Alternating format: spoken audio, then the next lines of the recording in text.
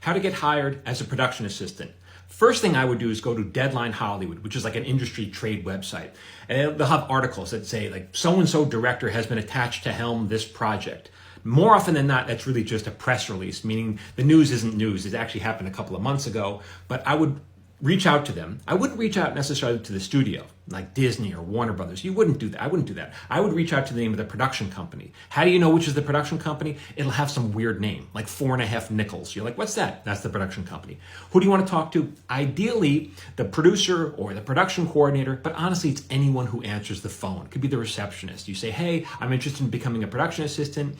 Is there any work available? And even if there isn't, there will be in the future. And you say, listen, okay, is it okay if I follow up with you in a couple of weeks? I promise I won't abuse the privilege.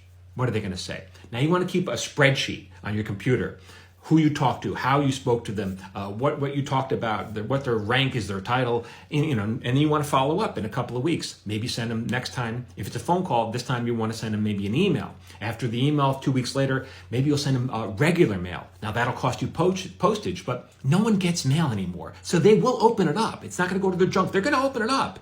And then you're going to have your CV attached to it. Some people like things printed out. It's, everyone loves getting mail. I get a freaking mail from Bed Bath & Beyond. It's a coupon. Look, honey, I got a coupon. Like, people like mail. Okay, then you're going to keep doing that. Eventually, someone's going to call you up. And the job you interview today to start tomorrow, which is why I say you need to live in the city you want to work in. They're going to say, do you have any experience? Now, PA is an entry-level job.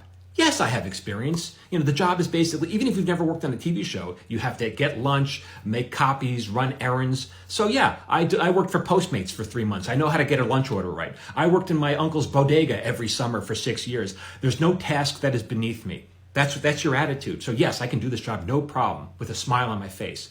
Last time I did a post like this, my advice was, if a producer asks you for a pen, you run off and you bring back 3 pens, a red one, a black one, and a blue one. Here are your pens.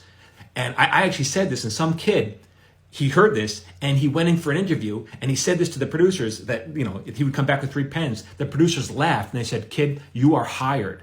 Because that's a good, now anyone can come back with 3 pens, but no one does. No one thinks like that. If you think like, how can I be of service, and think 2 steps ahead, that impresses people. Now the job itself is low paying, the hours are long, it's not terribly fun after a couple of weeks, you don't want to do it. But if you have a good attitude, keep the negative attitude to yourself. If you have a good attitude, people will take you to your next job. Think of it like that. Think of it like you're being paid, although not a lot, but you are being paid to make contacts, to learn the industry, and to advance your career. And you're getting paid for that. If you have a good attitude, go so far. For more tips, keep following me here at Michael Jamin Writer.